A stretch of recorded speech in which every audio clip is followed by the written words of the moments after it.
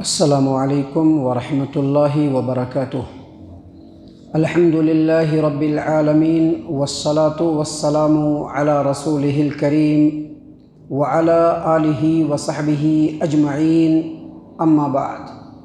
عن عقبۃ بن عامر رضی اللہ عنہ ان رسول اللہ صلی اللہ علیہ وسلم قال من علق تمیمۃ فقد اشرک، رواہ احمد فی مسندہ۔ معزز سامعین کرام، بعض احباب کی طرف سے برابر یہ سوال آتا رہتا ہے کہ تعویذ پہننا کیسا ہے، تعویذ پہن سکتے ہیں یا نہیں، اور کچھ لوگ یہ بھی سوال کرتے ہیں کہ ایسی تعویذ جس میں قرآنی آیات لکھی ہوئی ہو، کیا اس طرح کی تعویذ کو پہن سکتے ہیں یا نہیں پہن سکتے ہیں؟ تو اس سلسلے میں ابھی ہم نے آپ کے سامنے حدیث پیش کی، مسند احمد مسند الشامیین، حدیث عقبۃ بن عامر الجہنی رضی اللہ عنہ، حدیث نمبر 17422۔ عقبہ بن عامر الجہنی رضی اللہ عنہ روایت کرتے ہیں کہ رسول اللہ صلی اللہ علیہ وسلم نے فرمایا، من علق تمیمۃ فقد اشرک، جس نے تعویذ لٹکایا۔ من علق تمیمۃ، تمیمۃ یہ کامن ہے، یعنی عربی لغت کے حساب سے یہ نکرہ ہے، اور نکرہ کو کہتے ہیں کامن۔ مثال کے طور پر اگر کہا جائے لڑکا یا بوائز، تو اس میں کوئی ایک لڑکا نہیں ہوگا، بلکہ جتنے بھی لڑکے ہیں سب کے اوپر بوائز۔ اسی طرح سے تمیمتاً یہ کامن ہے۔ تو نبی صلی اللہ علیہ وسلم نے اس حدیث میں فرمایا کہ جس آدمی نے تعویذ لٹکایا، کسی بھی طرح کی تعویذ، اس نے شرک کیا۔ یہ جو حدیث ہے، یہ حدیث ذرا لمبی ہے، اور حدیث کے اندر جو ہے واقعہ ہے کہ نبی اکرم صلی اللہ علیہ وسلم کی خدمت میں 10 آدمیوں کی ایک جماعت آئی، 10 آدمیوں کا ایک وفد، ایک ڈیلیگیشن پیارے رسول صلی اللہ علیہ وسلم کے پاس بیعت وغیرہ کرنے کے لیے آیا۔ آپ صلی اللہ علیہ وسلم نے ان 10 لوگوں میں سے 9 لوگوں سے بیعت کیا، اور ایک آدمی سے بیعت نہیں کیا۔ لوگوں نے پوچھا کہ اللہ کے رسول صلی اللہ علیہ وسلم، ہم 10 آدمی ساتھ میں آئے ہیں، آپ صرف ایک آدمی سے بیعت کر رہے ہیں، اور آپ 9 آدمیوں سے بیعت کر رہے ہیں اور ایک آدمی سے بیعت نہیں کر رہے ہیں، آخر کیوں؟ تو آپ صلی اللہ علیہ وسلم نے فرمایا کہ اس کے جسم پہ، اس کے بازو پہ تعویذ لٹکا ہوا ہے۔ اور پھر آپ صلی اللہ علیہ وسلم نے ہاتھ بڑھا کر کے اس تعویذ کو کاٹ دیا، اور کاٹنے کے بعد بیعت کیا، اور پھر فرمایا نبی صلی اللہ علیہ وسلم نے کہ من علق تمیمۃ فقد اشرک، جس آدمی نے کسی بھی طرح کی تعویذ کو لٹکایا اس نے شرک کیا۔ معزز سامعین کرام، اسی طرح کی ایک اور روایت ہے جس کو امام احمد نے اپنی مسند احمد مسند الشامیین حدیث نمبر 17404 پہ روایت کیا ہے۔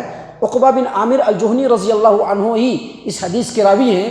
وہ کہتے ہیں کہ نبی صلی اللہ علیہ وسلم نے فرمایا، من تعلق تمیمۃ فلا اتم اللہ لہ، جو آدمی تعویذ لٹکائے، جو آدمی تعویذ لٹکائے، اللہ تبارک و تعالیٰ اس کی مرادوں کو پوری نہ کرے۔ معزز سامعین کرام، یہ جو تمیمتاً کا جو لفظ ہے، ہم نے بتلایا تھا کہ یہ کامن ہے، تمام طرح کی تعویذوں کے لیے آتا ہے۔ اور تمیمتاً کے لفظ کے اوپر تحقیق کرتے ہوئے علماء محققین نے کہا ہے کہ تمیمتاً کہتے ہیں ہر لٹکانے والی چیز جو جسم پہ لٹکائی جائے، اب چاہے گردن پہ لٹکائی جائے، یا بازو میں لٹکائی جائے، یا ہاتھ پہ لٹکایا جائے، یا کمر میں باندھا جائے، یا پیر میں باندھا جائے، ہر لٹکانے والی چیز جس کو انسان اپنے جسم کے اوپر لٹکاتا ہے اس مقصد سے کہ وہ فائدہ پہنچائے گا اور نقصان کو دور کرے گا، اسی کو کہتے ہیں تمیمہ۔ چاہے اس کے اندر قرآنی آیات لکھی ہو، چاہے اس کے اندر حدیث لکھی ہو، چاہے اس کے اندر کوئی بھی بات لکھی ہوئی ہو، اسی کو تمیمتاً کہتے ہیں۔ اس سے کیا پتہ چلا کہ ہر طرح کی تعویذ، یہاں تک کہ اگر ایسی تعویذ جس کے اندر قرآنی آیات بھی لکھی ہو، نبی صلی اللہ علیہ وسلم نے اس کے بارے میں ڈینائی کیا ہے، انکار کیا ہے، اور کہا کہ جس آدمی نے تعویذ لٹکایا، چاہے وہ کسی بھی طرح کی تعویذ ہو، اس نے شرک کیا۔ سامعین کرام، ان دونوں حدیثوں سے بات واضح ہو گئی کہ تعویذ چاہے کسی بھی طرح کی ہو، وہ پہننا بالکل ناجائز ہے، بلکہ نبی صلی اللہ علیہ وسلم نے اس کو شرک قرار دیا ہے۔ لیکن ہم آپ کو کچھ اور بھی باتیں پیش کرتے ہیں، خوب غور سے سنیے گا۔ امام ابراہیم نخعی رحمہ اللہ، امام ابراہیم نخعی رحمہ اللہ، تاریخ کی کتابوں کے اندر، رجال کی کتابوں کے اندر، سیرت کی کتابوں کے اندر لکھا ہوا ہے کہ یہ امام ابو حنیفہ رحمہ اللہ کے استاذ ہیں، امام ابراہیم نخعی۔ وہ روایت کرتے ہیں، ان کا اثر ہے یہ، اور یہ روایت المصنف امام ابن ابی شیبہ کی کتاب ہے، اس کے روایت نمبر 3158 نمبر کی روایت ہے۔ امام ابراہیم نخعی کہتے ہیں کہ سلف صالحین عبداللہ ابن مسعود رضی اللہ عنہ اور ان کے شاگردوں کے بارے میں فرماتے ہیں کہ وہ لوگ چاہے قرآنی تعویذ ہو یا غیر قرآنی تعویذ، ہر طرح کی تعویذ کو وہ لوگ ناپسند سمجھتے تھے، صحیح نہیں سمجھتے تھے۔ معزز سامعین کرام، اسی طرح سے ایک اور اثر ہے، صحابی رسول حذیفہ بن یمان رضی اللہ عنہ کے بارے میں امام ابن کثیر رحمہ اللہ تفسیر ابن کثیر کے اندر بیان فرماتے ہیں۔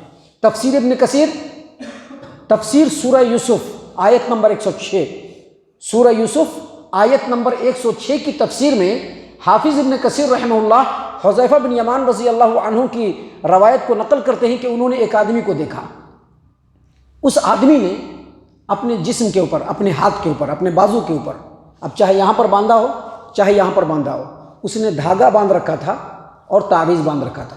ابھی لوگ دھاگا باندھتے ہیں نا، پوچھئے تو کہاں سے آئے گا، تو کہے گا فلاں بابا کے یہاں سے آیا ہے، فلاں مزار کے پر سے لائے ہیں، دھاگا باندھ لیتے ہیں۔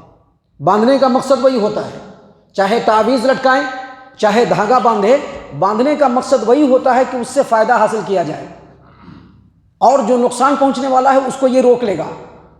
حالانکہ قرآنی آیات سے یہ بات ثابت ہے کہ یہ سوچ اور یہ عقیدہ ہی غلط ہے، کیونکہ فائدہ پہنچانے والا کون ہے؟ اللہ تبارک و تعالی۔ نقصان پہنچانے والا کون ہے؟ اگر نقصان پہنچے گا تو کس کی مرضی سے؟ اللہ تبارک و تعالیٰ کی مرضی سے، وگر نقصان نہیں پہنچ سکتا ہے۔ اللہ تبارک و تعالیٰ کے علاوہ کسی کے اندر بھی یہ ہمت نہیں ہے، یہ طاقت نہیں ہے، کیپیسٹی نہیں ہے کہ وہ کسی کو فائدہ پہنچا سکے یا کسی کو نقصان پہنچا سکے۔ لیکن اس کے باوجود جو لوگ دھاگا باندھتے ہیں، عقیدہ یہی ہوتا ہے کہ یہ نقصان سے بچا لے گا۔ تعویذ اس لیے باندھتے ہیں کہ اس سے ہم فائدے میں رہیں گے اور نقصان سے بچ جائیں گے۔ اللہ کے رسول صلی اللہ علیہ وسلم کے ساتھی حذیفہ بن یمان رضی اللہ عنہ نے ایک آدمی کو دیکھا، اس نے اپنے ہاتھ کے اوپر دھاگا یا تعویذ باندھ رکھا تھا۔ انہوں نے دیکھا کہ وہ دھاگا اور تعویذ باندھے ہوا ہے، پتہ کیا تو پتہ چلا کہ اس کے اوپر بخار کا دم کیا ہوا ہے، بخار کا، کہ بخار نہیں لگے۔ آپ دیکھیں گے ہمارے سماج و معاشرے میں بھی لوگ ایسا کرتے ہیں، بخار آتا ہے تو تعویذ باندھ دیتے ہیں۔ حذیفہ بن یمان رضی اللہ عنہ فوراً آگے بڑھے، اس کے ہاتھ کو پکڑا اور اس کے دھاگا اور تعویذ دونوں کو کاٹ دیا اور کہا کہ اگر تم اس کو پہنے ہوئے مر جاتے تو میں تمہاری نماز جنازہ بھی ادا نہیں کرتا۔ آپ سوچ سکتے ہیں کہ تعویذ لٹکانا کتنا بڑا جرم ہے، بلکہ نبی صلی اللہ علیہ وسلم نے اس کو شرک کہا ہے۔ لہٰذا تعویذ سے بچنا، چاہے وہ کسی بھی طرح کی تعویذ ہو، کسی بھی طرح کی تعویذ ہو، اس کو لٹکانا اسلامی شریعت کے اندر بالکل ناجائز ہے، بلکہ شرک ہے۔ جو لوگ بھی قرآنی تعویذ کو جائز کہتے ہیں وہ لوگ کمزور دلیلیں، بالکل غیر واضح دلیلیں پیش کرتے ہیں۔ ان دلیلوں کی کوئی مطلب نہیں، ان دلیلوں کا کوئی مطلب نہیں ہے کہ قرآنی تعویذ لٹکا سکتے ہیں، بالکل بے دلیل بات ہے۔